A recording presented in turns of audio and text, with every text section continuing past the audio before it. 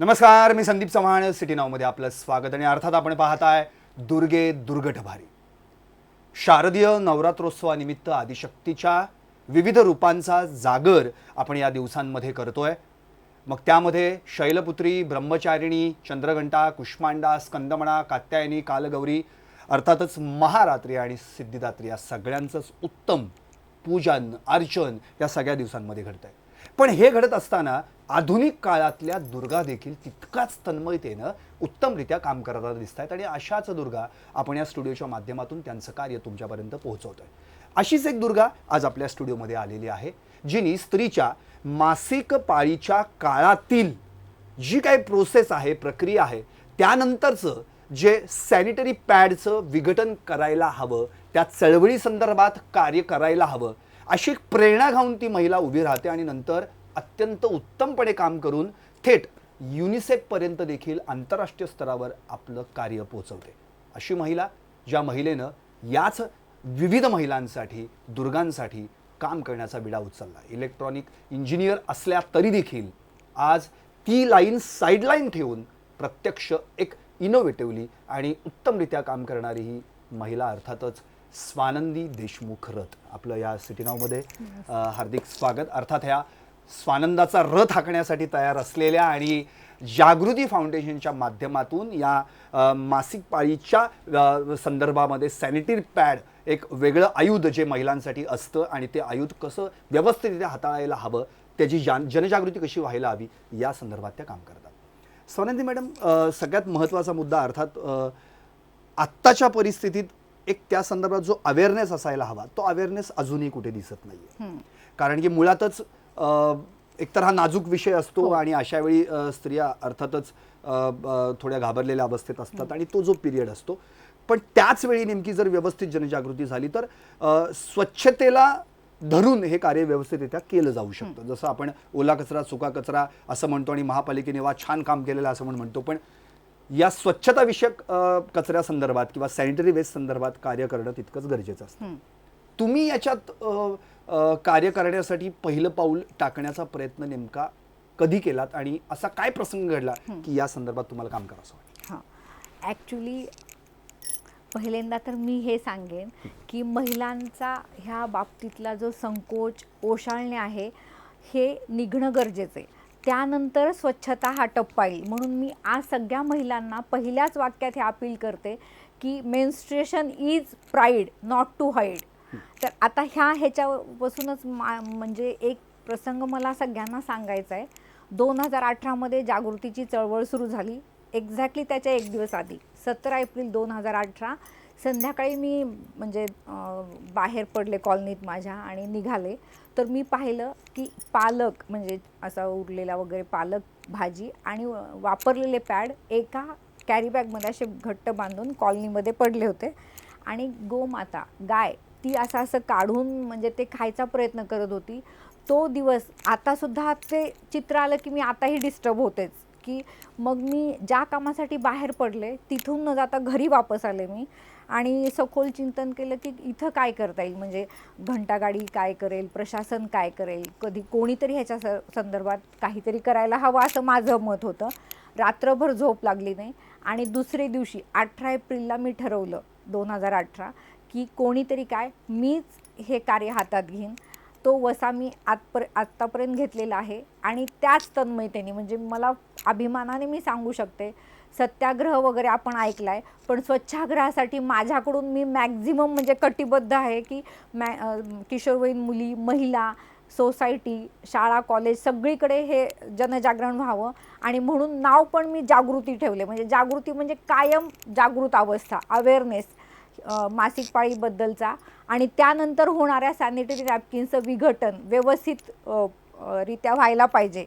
म्हणून मी जागृती 2018ला सुरू केली. सुंदर. म्हणजे आताच तुम्ही शब्द वापरलात की सत्याग्रह अनेकदा ऐकलाय, आपण पाहिलाय देखील, पण स्वच्छाग्रह त्याचं काय आणि menstruation is pride not hide, अतिशय उत्तमरित्या त्यांनी आमच्यापर्यंत हा मेसेज पोहोचवलाय.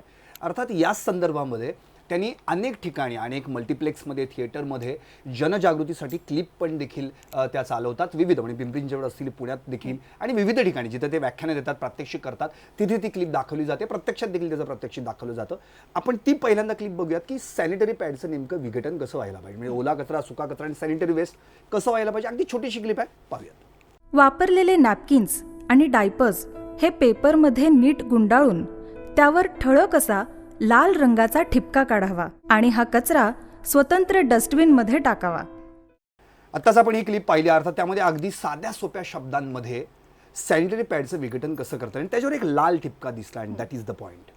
लाल ठिपका चळवळ रेड डॉट मुव्हमेंट आणि त्याच्या प्रणेत्या अर्थातच स्वानंदी मॅडम अतिशय समर्पक आणि अतिशय सोप्या भाषेमध्ये त्यांनी ते समजून देखील दाखवलं. आपण आता प्रत्यक्षात त्या जे 3 जे डस्टबिन आहेत ते कशा आकाराचे आहेत आणि कशा पद्धतीने त्यांनी एक छोटंसं प्रात्यक्षिक तुमच्यापर्यंत ते सादर करणार आहेत तेही पाहूयात.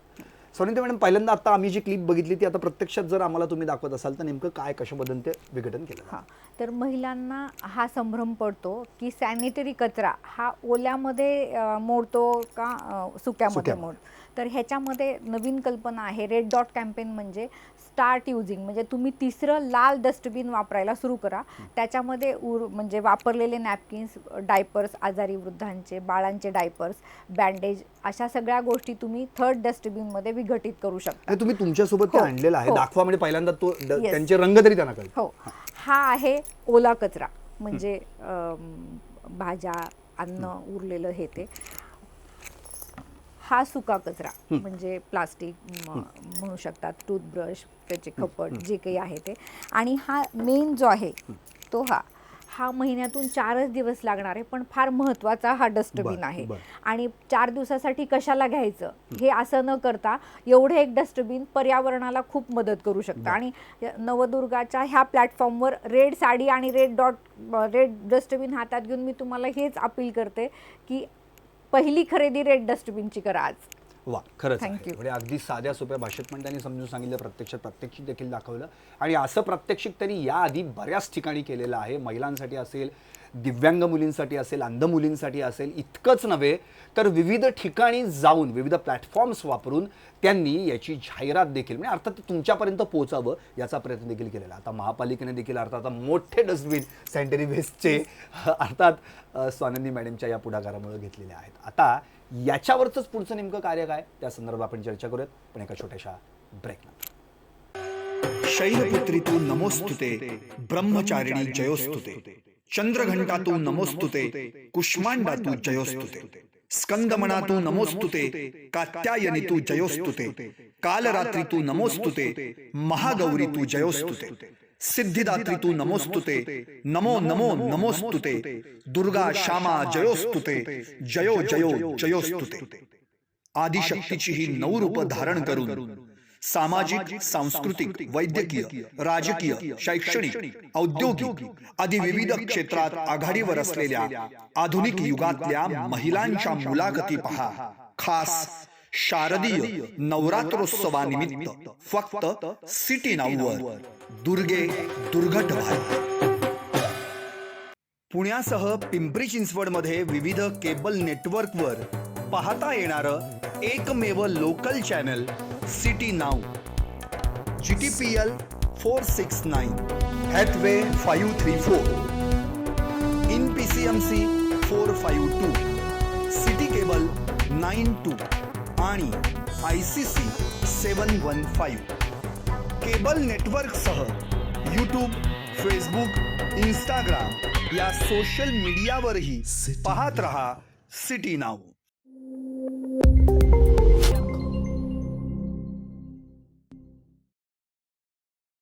ब्रेक नंतर आपलं पुन्हा एकदा स्वागत. अर्थात आपण ज्या दुर्गेशी मगजपासून संवाद साधतोय जी इंजिनियर आहे पण तिने प्रत्यक्षामध्ये ते पूर्ण काम बाजूला ठेवून आपली पदवी डिग्री विसरून महिलांसाठी काम करण्याचा एक मार्ग स्वीकारला आणि आता तो अत्यंत चांगल्या पद्धतीनं त्या जनजागृतीच्या माध्यमातून जागृती फाउंडेशनच्या माध्यमातून तुमच्यापर्यंत पोहोचवण्याचा प्रयत्न करतात.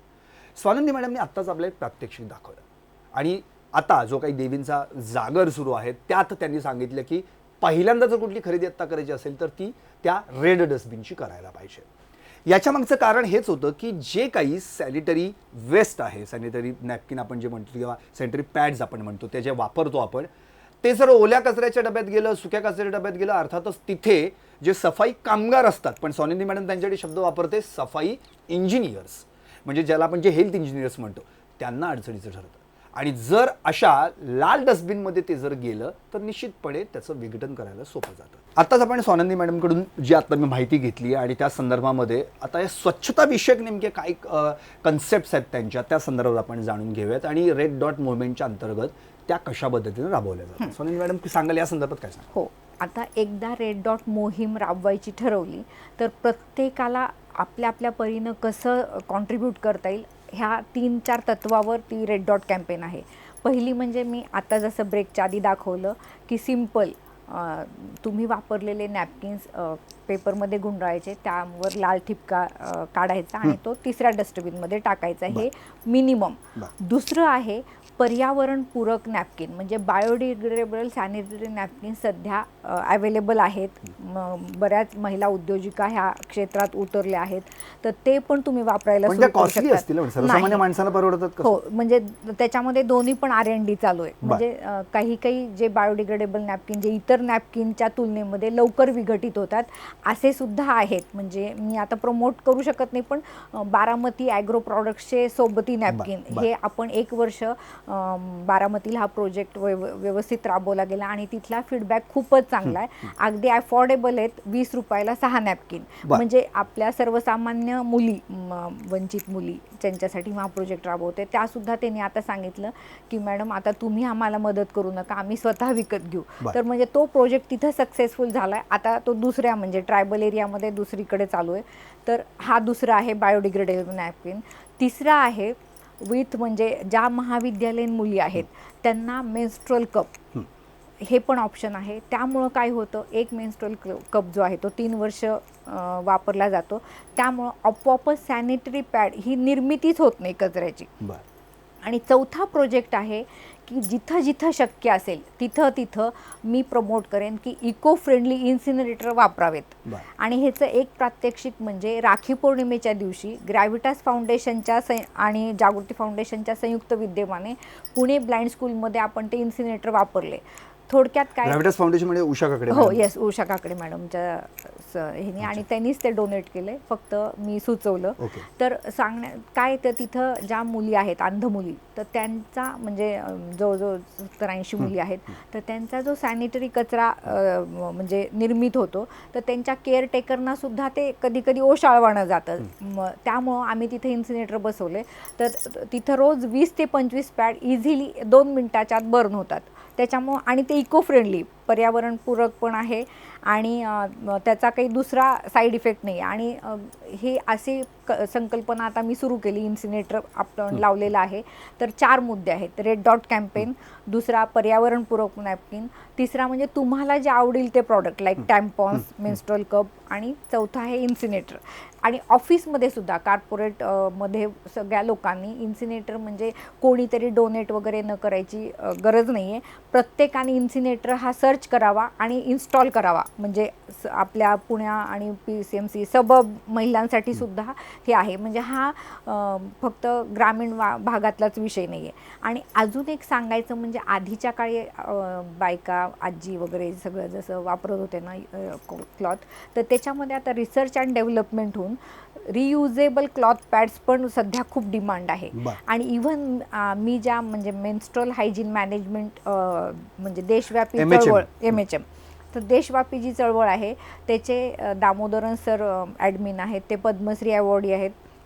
तर त्यांनी जिओ केअर हे रियुजेबल क्लॉथ पॅड सुरू केले. तर त्याची पण म्हणजे 350 मध्ये 2 रियुजेबल पॅड आहेत आणि जवळजवळ 4 वर्ष ते निर्जंतुक करून तुम्ही वापरू शकता. तर माझं एकच अपील आहे की मेथड कोणती घ्या, पण पर्यावरणाला सहभागी होईल हे असं, म्हणजे महिलांनी हे व्रत हातात घ्यायला पाहिजे. आता नवरात्रीमध्ये जसं आपण व्रत घेतो तसं. अच्छा, पण थोडक्यात मासिक पाळी व्यवस्थापन आणि त्याच्याशी निगडीत सामाजिक स्वच्छता या संदर्भामध्ये जागृती फाउंडेशन चांगल्या पद्धतीनं काम करतं. युनिसेफशी जेव्हा आंतरराष्ट्रीय स्तरावर तुम्हाला संवाद साधण्याची संधी मिळाली, ते नेमकं काय होतं, म्हणजे काय तिथपर्यंत तुम्ही ते प्रस्ताव मांडला, प्रपोजल कशा हां, पद्धतीने? तर प्रस्ताव प्रपोजल म्हणल्यापेक्षा मी त्या परिषदेची पार्टिसिपेंट होते. आणि झालं काय की जर पॅन्डेमिक नसला असतं तर हा योग आला नसता. तर युनिसेफनी MH day, menstrual hygiene day 2028 मेला एक म्हणजे परिषद कॉन्फरन्स हे केली होती. त्याच्यामध्ये मी सहभागी घेतले होते. आणि सगळ्यांचं मत वगैरे त्यानंतर जागृती फाउंडेशननी युनिसेफच्या माध्यमातून MH डे ही वर्ल्ड वाईड कॅम्पेन आहे. त्याचं कॅम्पेन आहे की 2030 प्रत्येक मुलीला तिच्या आवडीचं मेन्स्ट्रुअल प्रॉडक्ट मिळेल वापरायला. तर त्याच्यामध्ये जगभरातल्या लोकांमध्ये टॉप 500 मध्ये जागृती फाउंडेशन पार्टनरशिपमध्ये कार्यरत आहे. आणि त्यांचे कॅम्पेन्स व्हिडिओ जे आम्ही दाखवून प्रबोधन करत असतो. तर ही संधी मला त्या प्लॅटफॉर्मवर मिळाली. अच्छा, म्हणजे मुळात आत्ता 21व्या शतकात सुद्धा आपण जर पाहतोय की नवरात्रोत्सव काळात देखील म्हणजे ज्या महिलांना मासिक पाळी असेल तिला दर्शनासाठी अजून देखील कुठे ना कुठेतरी नाकारलं जातं. तर एक सामाजिक भान म्हणून किंवा आता हे थांबलं पाहिजे कुठे ना कुठेतरी या सगळ्या प्रथा, या संदर्भात याच विषयावर जागृती करणाऱ्या स्वानंदी मॅडमचं मत काय? हां, तर ॲक्च्युली आमच्या घरी पण म्हणजे खूप सुधारित आजीपासून मला आठवतंय की म्हणजे मी कधीही जेव्हा मेन्स्ट्रुएट स्वतः झाले त्यावेळेसुद्धा असं कडेला वगैरे बसायचं नव्हतं. फक्त एवढंच आहे, प्रत्येकाने म्हणजे आमच्या घरी तर हेच बाळकडून मन शुद्ध ठेवा, विचार शुद्ध ठेवा. बाकी मासिक पाळी ही प्राईड आहे आणि ती आहे म्हणूनच आज आपण इथं जन्मलोय. जर ती नसली असती तर म्हणजे अवघड म्हणजे आपण अशा गप्पा पण मारू शकत बसलो असतो. खरं म्हणजे आता कोलकात्यामध्ये जो मोठ्या प्रमाणात दुर्गेचा उत्सव साजरा होतो त्या ठिकाणी या मासिक पाळी संदर्भामध्ये अक्षरशः देखावे उभारले गेले जेणेकरून त्याचं प्रबोधन व्हावं. प्रबोधन म्हणजे ही एक नॅचरल प्रोसेस आहे. जसं तुम्ही म्हणाले, it is a pride not hide. Yes. So आता जे तुम्ही उदाहरण दिलं तसं केवळ कोलकात्यातच नाही, संपूर्ण भारतात कुठे ना कुठेतरी अजूनही महिलांना नाकारलं जातं. म्हणून मला हा प्रश्न आता विचारावासा वाटला. बरं, आता आपण पुन्हा एकदा या संदर्भात आपण चर्चा करूयात की तुम्ही जे तुमचं कॅम्पेन राबवता म्हणजे रेड डॉट मुवमेंट जे असेल, तर याच्या अनुषंगानं तुम्ही 2022 पासून पुणे रेल्वे आणि जागृती फाउंडेशन असे टाईप करून तुम्ही त्या महिलांच्या डब्यात देखील ही चळवळ येईल. तो अनुभव कसा होता, नेमकं काय होतं? तर ह्याची सुरुवात आधी झाली तेजस्विनी महिला बसेस. 20 मार्चला तेजस्विनी महिला बसेसवर 36 तेजस्विनी महिला बसेस आणि त्याचे क्लिप्स म्हणजे फोटोज तुमच्याकडे आहेत. तर सगळ्या ह्याच्यावर म्हणजे PMPL बरोबर टायअप करून तो म्हणजे राबवला गेला उपक्रम. पण पॅन्डेमिकमुळे सगळंच थांबलं आणि पुन्हा जेव्हा सुरू झालं तर तेव्हा आझादी का अमृत महोत्सव ह्या तहेत मी आपल्या रेणू मॅडम DRM होत्या तेव्हा त्यांना भेटून हा प्रकल्प सांगितला. आणि यू कांट बिलीव्ह 5 मिनिटात त्यांनी प्रपोजल ॲक्सेप्ट केलं आणि लगेच दुसऱ्या डिपार्टमेंटला पाठवलं. त्यांनी लगेच ते ॲक्सेप्ट केलं. असं करून 10 मिनिटात रेल्वे अथॉरिटीज माझ्याबरोबर म्हणजे सहकार्याने ती कॅम्पेन रन झाली. पुणे लोणावळा आणि अजूनही बारामती एक्सप्रेस अशा 2-4 ठिकाणी आणि एक आहे ट्रेन ती कोल्हापूरपर्यंत जाते. तर सगळीकडे आणि नंतर त्यांना वाटलं की ही म्हणजे लेडीज बोगीजपर्यंत मर्यादित न राहता बऱ्याचशा कोचेसमध्ये त्यांनी ती चालू केली. तर पुणे म्हणजे वेस्टर्न रेल्वेबरोबर टायअप हे माझ्यासाठी खूप अभिमानाची गोष्ट आहे आणि लवकरात लवकर त्यांनी ते प्रपोजल ॲक्सेप्ट केलं. तर मेन कॅम्पेन जी आहे त्याच्यापेक्षा व्हिजनरीमध्येच प्रशासकीय लोक एनरोल होतात, ह्याचा मला कायम अभिमान आहे. बरं मॅडम, मला असं म्हणायचं की हे जे आपलं कार्य आहे केवळ म्हणजे स्त्रियांसाठी किंवा विवाहित स्त्रियांसाठी असं नसून ते मुलींसाठी पण आहे. मग त्यामध्ये दिव्यांग मुली असतील, अंध मुली असतील, यांच्यासाठी देखील तुम्ही काम करता. हे त्यांच्यापर्यंतचा अप्रोच कसा असतो आणि मग ते कसं काय तुम्ही व्याख्यानातून तुम्ही त्यांची कशी जनजागृती करता? तर आता ॲक्च्युली मी जेव्हा रेड डॉट कॅम्पेन सुरू केली तेव्हा मला वाटलं नाही की मी म्हणजे मासिक पाळी व्यवस्थापन हा विषय घेईन. पण आपल्या म्हणजे असंच एका प्रसंगातून मला लक्षात आलं की 2 अंध मुली आणि हा प्रसंग मी खरं तर सांगायलाच हवा. तर मोठ्या अंध मुलींनी छोट्या अंध मुलीला सांगितलं की हे बघ आपल्याला आता पाळी आली की पॅड वापरायचे आणि ते असं करून चिटकवायचे. तर त्या छोट्या अंध मुलीला ते कळालं नाही, तिने उलट दिशेने चिटकवलं आणि त्याचे खूप कॉम्प्लिकेशन झाले. आणि तेव्हापासून मी ठरवलं की किशोरवयीन मुली महिलापेक्षा दिव्यांग मतिमंद, मूकबधीर, अंध ह्या मुलींचं मासिक पाळी व्यवस्थापन हे संवेदनशील सब्जेक्ट मी हातात घेतला आणि आजतागायत 15,000 दिव्यांग मुलींना जागृती फाउंडेशननी मागच्या 3 वर्षात सर्व केले आणि त्याच्यासाठी ह्या वर्षी MHM चॅम्पियन हा अवॉर्ड मिळाला आणि अवॉर्डपेक्षाही जास्त इतक्या लोकांपर्यंत मी पोहोचू शकले आणि सगळ्या बेनिफिशरीमध्ये जागृती फाउंडेशनचं एक वैशिष्ट्य आहे की एखादा दिवस 2-4 फोटो पुरता मर्यादित न राहता सगळे बेनिफिशरी सातत्याने 3 वर्ष झाले प्रत्येक महिन्याला म्हणजे लाभ घेत आहेत जागृती फाउंडेशनचा. ह्याच ह्याच्यात ब्रह्मदत्त निगडी चे आहेत, त्यांना मी वचनबद्ध आहे लाईफ टाईमचं. पुन्हा उस्मानाबादला स्वाधार ऑर्गनायझेशन आहे आळणी, तर तिथं 100 मुली आहेत, ह्या मतिमंद आहेत, नकोश आहेत, म्हणजे लिटरली त्यांना म्हणजे डिसोन केलेलं आहे पॅरेंटनी आणि ह्या लोकांनी त्यांना अडॉप्ट केलेलं आहे. तर तिथं मागच्या 3 वर्षापासून मी देते. 1 लाख पॅडचा उपक्रम कंप्लीट झाला म्हणून मराठवाडा मुक्ती संग्राम दिन 17 सप्टेंबरला मी माझ्या माहेरी उस्मानाबादला चीफ गेस्ट म्हणून होते. तर मी स्वतः हे पाहिलेले. तर त्या मुलींना एका मुलीला सुद्धा सांभाळणं जिथं अवघड आहे तिथं तिथला स्टाफ म्हणजे 35-36 महिलांचा स्टाफ आहे, ते ह्या मतिमंद मुलींच्या मासिक पाळी व्यवस्थापनाची काळजी घेतात. आणि म्हणजे माझं हे की 25 दिवस तुम्ही काळजी घ्या, 5 दिवस जागृती काळजी घेईल, ज्यांची कोणी नाही त्यांची जागृती. हां, पण ही जागृती करण्यासाठी कुठेतरी आर्थिक देखील नियोजन करावं लागतं. मग हे सगळी आर्थिक कसरत कशी काय करता तुम्ही? हां, तर आता आर्थिक कसरत म्हणल्यापेक्षा फंड्स म्हणजे CSR फंड वगैरे त्याची प्रोसेस चालू आहे. त्याचबरोबर म्हणजे माझे कम्युनिटी फ्रेंड्स आहेत, इंजिनिअरिंग क्लासमेट्स, नातेवाईक, ह्या सगळ्या ह्याच्यातून मी हा उपक्रम मांडते तर इमिजिएटली मला फंड्स येतात. अगदी परवा दिवशी मला नवदुर्गा पुरस्कार जाहीर झाला, तर माझ्या मित्राच्या मित्रांनी 25,000 डोनेशन दिलेत अगदी परवा दिवशी. तुम्हाला पुरस्कार जाहीर झाला याबद्दल अभिनंदन. आणि सोनिंदी मॅडम, आत्ताच तुम्ही सगळं मित्र मैत्रिणी नातेवाईक यांची नावं घेतलेली आहेत किंवा त्यांच्या संदर्भात बोललात.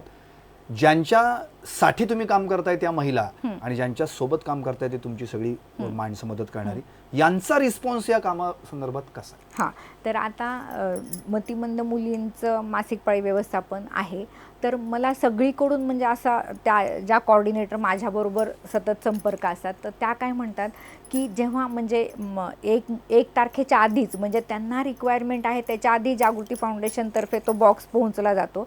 तर त्याच्यामुळे त्यांच्या डोक्यात ती काळजी नसतेच. त्याच्यामुळे दोन्ही म्हणजे मतिमंद विद्यालय ब्रह्मदत्त निगडी आणि स्वाधार आळणी दोघींच्या कॉर्डिनेटर मॅडमनी मला सातत्याने सांगितलेले की ही म्हणजे पॅड्स उपलब्ध असल्यामुळं ते त्यांच्या इतर गोष्टींवर फोकस करू शकतात आणि लिटरली त्यांना इतर स्पर्धेमध्ये वगैरे पण मेडल्स मिळालेले आहेत. तर ते मेडल्स माझ्यामुळं मिळालेत असं नाही आहे, पण ते सॅनिटरी नॅपकिन हा एक डोक्यात त्यांच्या कधीच विवंचना नसते, कधी मिळेल काय नाही. त्यामुळं हे छोटंसं खारुताईचा वाटा मी म्हणू शकते चालू येतो. 2030 पर्यंत जवळपास प्रत्येक महिलेला या संदर्भामध्ये जनजागृती करण्यासाठी जागृती फाउंडेशननी हा विचार केलेला आहे. हे स्वप्न तुम्ही उराशी बाळगलेलं आहे. काय टार्गेट आहे, काय अचिव्हमेंट, कशा पद्धतीनं कसा मार्ग असेल पुढचा आणि काय तुम्ही करणार? तर आता MH डे ही वॉश युनायटेड ही जागतिक संस्था आहे आणि त्यांचं कॅम्पेन आहे वी आर कमिटेड.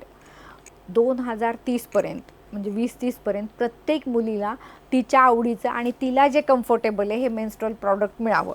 तर ह्याच्यासाठी तुमच्या सारख्या लोकांचा प्रसार माध्यमांचा उपयोग करून कसं ही म्हणजे काय म्हणतात जनजागृती आणि जनजागृती मच डीपर, हायर आणि वायडर लेवलवर. आणि म्हणूनच जेव्हा परवा दिवशी तुमचा फोन आला की स्वानंदी मॅडम असं आहे आणि तुम्हाला दुर्गट भारी ह्या सदरात यायचे, तर मी 1 मिनिटात आले. कारण मी कॅमेरात यायच्या ऐवजी माझी कॅम्पेन मॅक्झिमम लोकांपर्यंत पोहोचावी हीच कळकळ. निश्चितच, आणि ती लोकांपर्यंत पोहोचवण्यासाठी सुद्धा आम्ही कटिबद्ध आहोत. आता सोनिंदी मॅडम, थोडंसं आपण एक गृहिणी म्हणून आता विचार करूयात. हे झालं तुमचं सोशल वर्क. आधी तुम्ही इंजिनियर होतात, नंतर मग म्हणजे देशमुख होतात, मग रथ झालात आणि आता हा स्वानंदाचा रथ तुम्ही सामाजिकरित्या देखील हाताळताय.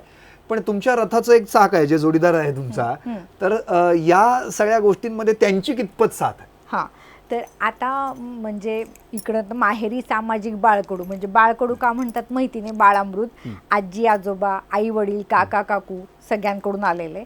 आणि सासरी माझी सख्खी नणंद दिव्यांग मुलांची शाळा चालवते, त्याच्यामुळं माझ्या मिस्टरांना त्यांचे प्रॉब्लेम्स माहिती होते आणि ते म्हणले की मी डायरेक्ट असं काही काम करू शकत नाही, पण तुला हे आवडतंय तर ते तू कर. म्हणजे थोडक्यात सपोर्ट आहे असा की ते अडथळा करत नाहीत, करू म्हणजे, आणि मी ऐकतही नाही म्हणायला हरकत नाही, आणि हे छान काम आहे म्हणून चालू आहे हा. बरं, आता थोडंसं आपण आणखी म्हणजे एक एंटरटेन म्हणून, आता हे झालं वर्क, सोशल वर्क झालं, आणि अर्थातच ते तुमचं टार्गेट आहे जे तुम्हाला शेवटपर्यंत कम्प्लीट करायचं आहे किंवा त्यात तुम्हाला जास्तीत जास्त इंटरेस्ट आहे. मनोरंजन म्हणून याच्या व्यतिरिक्त काही वेगळं करता? कुठे नवरा बायको मिळून पिक्चरला गेलाय तुम्ही, आता ते बंगळुरूला, तुम्ही पुण्यात, आणि कधी भेटणार तुम्ही, असं काही वेगळं आहे का नाही बाबा? कधी या म्हणजे तुम्हीच कामाची तुमची चित्रफित थिएटर मल्टिप्लेक्स मध्ये दिसते, पण तुम्ही एखादा पिक्चर बघताना कधी दिसलाय का नाही? म्हणजे काय ह्या संदर्भात काय सांगा? तर म्हणजे शेवटचा पिक्चर कुठला बघितलाय? नाही, आम्ही शेवटचा का पॅडमॅन? नाही, शेवटचा पिक्चर म्हणल्यापेक्षा 6 महिन्यापूर्वीच बघितला, IB71. अच्छा. आणि आम्ही दोघं इंजिनिअरिंग क्लासमेट, मी महाराष्ट्राची, हे ओरिसाचे, म्हणून मुलाचं नाव ओम, आणि माझी मैत्रीण आलीच म्हणजे विद्युत जामवालचा बघितला? हो, विद्युत जामवालचा. आणि इंजिनिअरिंग कॉलेजपासून आत्तापर्यंत एकही पिक्चर न सोडलेलं जोडपं म्हणजे आम्ही दोघं. अच्छा. हो, इतके पिक्चर आम्ही बघितलेत. जर म्हणजे व्ह्युअर्सचा जर अवॉर्ड द्यायचा ठरवला कपल, तो आम्हालाच मिळायला पाहिजे. अच्छा, अतिशय. आता अगदी शेवटचा एक संदेश म्हणून या जनजागृतीच्या माध्यमातून, जागृती फाउंडेशनच्या माध्यमातून तुम्ही काय द्याल, काय सांगता येईल तो ह्या सगळ्या दुर्गेसाठी, एका दुर्गेकडून संदेश काय असेल? तर दुर्गेकडून एक संदेश म्हणजे माझ्या ह्या क्षेत्रातल्या गुरुवर्य प्राचार्य संध्या शहापुरे मॅडम, त्यांनी एक कविता लिहिली आहे, ती इंडियन मेडिकल असोसिएशननी प्रमाणित केली, IMA. तर मी ती कविता वाचून दाखवणार. आणि त्याचबरोबर अजून एक सांगायचं म्हणजे रिसेंटली, म्हणजे मागच्याच महिन्यात माझ्या आईचं रामतोची विठ्ठल हे पुस्तक प्रकाशित झालेलं आहे, आणि हे पुस्तक आईनी मला आणि माझ्या वहिनीला समर्पित केलंय. दिव्यांग मुलींच्या सक्षमीकरणासाठी कायम झटणारी माझी लढत. आपल्या आईने आपलं कौतुक करावं काय? येस, ह्याच्यासाठी तर मोठी अचीवमेंट आहे, हायेस्ट ऑनर आहे माझ्यासाठी, हा हायेस्ट ऑनर. थँक्यू आई. आणि आता ती जी कविता तुम्ही म्हणताय, म्हणजे तोही रेड ड्रॉप, म्हणजे लाल थेंब असा तो आहे, काय सांगता? लाल थेंब. निर्भय हो, निरभ्र हो, हा लाल नाही धोका, निसर्गाने दिला तुला सृजनाचा नित्य वसा. पाळी आली म्हणून तू जाऊ नको संकोचून, हा तर एक सुख सोहळा घे जरा समजावून. तूच शक्ती, तूच धारिणी, मानव जात तुझी ऋणी, तुझ्या पोटी वात्सल्याची अमोलिक ठेव मोठी. वयात येताच तुझाच तुला घ्यायचा आहे एक वसा, मासिक पाळी रजोदर्शन केवळ शरीर धर्म जसा. लाल थेंबाच्या सिंचनाने नको होऊ भयग्रस्त, मिरव तुझे कौमार्य खेळ बागड मनोसक्त. ठेव स्वच्छता स्वास्थ्य जप, कर आनंदाने स्वीकार, निसर्गाच्या किमेला हवा तुझा मुक्त होकार. वा, थँक्यू संध्या मॅडम. चांगल्या पद्धतीनं तुम्ही ती कविता देखील सादर केलीत, आणि लाल थेंबाची ताकद, सामर्थ्य तुम्ही दाखवून दिलं. अर्थात तुम्ही साडी पण लाल परिधान करून आलेला आहात, सॅनिटरी वेस्ट ज्या डस्टबिनमध्ये ठेवायचा आहे त्याचा कलर देखील लाल आहे, आणि जो रेड ड्रॉप स्त्रीच्या आयुष्याच्या शेवटच्या क्षणापर्यंत तिची साथ असतो, सोबती असते, आणि त्यामुळेच तर तुमच्या आमच्या सगळ्यांचे जन्म आहेत. सो रेड ड्रॉप किंवा menstrual is pride not a hide, अशा पद्धतीने तुम्ही सांगितलं. आणि हा जो स्वच्छतेचा आग्रह, हा स्वच्छाग्रह तुम्ही धरलात, या कार्याची अतिशय म्हणजे 7 समुद्रापार हे कार्य पोहोचो, लोकांपर्यंत ते जावं, सगळ्या महिलांना ते कार्य कळावं, आणि तुम्हाला अशीच म्हणजे अर्थात तुम्ही दुर्गाच आहात त्यामुळे तुमच्याकडे हे ते सामर्थ्य आहेच, हेच सामर्थ्य इतर दुर्गांपर्यंत पोहोचवा अशीच आमची सदिच्छा आहे आणि हीच इच्छा व्यक्त करतो. सोनली म्हणून आपण इथे आलात आणि अतिशय चांगल्या पद्धतीने आपलं कार्य लोकांपर्यंत पोहोचवलात, याबद्दल आपलं खूप खूप आभारी आहे. येस. आणि शेवटची एक लाईन आहे, आपण पुढच्या पिढीला फिक्स डिपॉझिट, घर ह्याबरोबर स्वच्छ पर्यावरण द्यायचंय, हा वसा आज तुम्ही प्रत्येकाने घेतलाय. आज तुम्ही सगळे जे दर्शक आहात ते जागृतीचे ऑफिशियल मेंबर आहेत, तर प्रत्येकाने ही कॅम्पेन 3 जणांना तरी सांगायची, हे माझं तुम्हाला म्हणजे विनंती आहे, मागणं आहे. थँक्यू. तर या होत्या स्वानंदी रथ, ज्यांनी आपला हा सामाजिक कार्याचा रथ हाकण्याचा निर्धार केला, आणि मग अनेक सोबती म्हणजे मैं चलता गया और कारवा बनता गया अशी परिस्थिती निर्माण झाली, पण त्या कुठे हटल्या नाहीत, खचल्या नाहीत, आपलं कार्य करतायत, करत राहत आहेत. आणि हीच ताकद या दुर्गेची असते. अशा अनेक दुर्गा आम्ही तुमच्यापर्यंत पोहोचवल्या, दाखवल्या, शेवटपर्यंत त्या त्यांच्या कार्याचा जो काय त्यांनी भार उचलला तो तुमच्यापर्यंत आणून दाखवला, तुमच्या खांद्यावर देखील ठेवण्याचा प्रयत्न केला. आता साथ आहे आपण देखील त्या कार्यामध्ये खांद्याला खांदा लावून उतरण्याची. पुन्हा भेटूयात अशाच एका नव्या दुर्गेला, तिच्याच संघर्षमय कार्याचा प्रवास ऐकूयात आणि पाहूयात तिच्याच तोंडून. पाहत रहा दुर्गे दुर्गट भारी. शैलपुत्री तू नमोस्तुते, ब्रह्मचारिणी जयोस्तुते, चंद्रघंटा तू नमोस्तुते, कुष्मांडा तू जयोस्तुते, स्कंदमणा तू नमोस्तुते, कात्यायनी तू जयोस्तुते, कालरात्री तू नमोस्तुते, महागौरी तू जयोस्तुते, सिद्धिदात्री तू नमोस्तुते, नमो नमो नमोस्तुते, दुर्गा श्यामा जयोस्तुते, जयो जयो जयोस्तुते. आदिशक्तीची ही 9 रूप धारण करून सामाजिक, सांस्कृतिक, वैद्यकीय, राजकीय, शैक्षणिक, औद्योगिक आदी विविध क्षेत्रात आघाडीवर असलेल्या आधुनिक युगातल्या महिलांच्या मुलाखती पहा. खास शारदीय नवरात्रोत्सवानिमित्त फक्त सिटी नाऊवर दुर्गे दुर्गट भारी.